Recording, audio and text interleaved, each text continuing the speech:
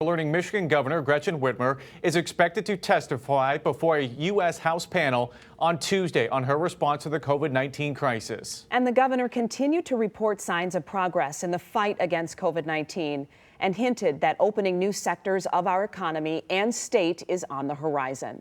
7 Action News reporter Ross Jones joining us live tonight with the very latest. Ross. Glenda, hinted is just the right word. Today, the governor and her team suggested that we are perhaps days away from loosening just a few other parts of our economy, perhaps more sectors, more regions reopening. They wouldn't say exactly when, but suggested it could just be days away. In the upcoming days, we will be able to move forward different regions of the state in the next phases of the My Safe Start plan. While the governor and her team are close to opening other parts of the state, they weren't quite ready to do it today.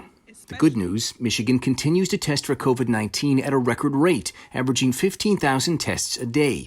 And just over the last week, the number of positive tests has fallen dramatically to just over 4%. And while the governor hinted that reopening more regions could happen in just a matter of days, she said any reopening will require caution. The worst thing would be is if we went back to business and then had to shut down again. As tough as this moment has been, we've saved a lot of lives and we're making progress. The governor's team also shared new data on the number of deaths in Michigan nursing homes, where nearly 5,000 cases have been diagnosed so far. These deaths are incredibly heartbreaking, and we take this very seriously. While the data is still incomplete, we know that at least 1,216 COVID deaths have happened inside nursing homes. That represents 23% of all coronavirus deaths.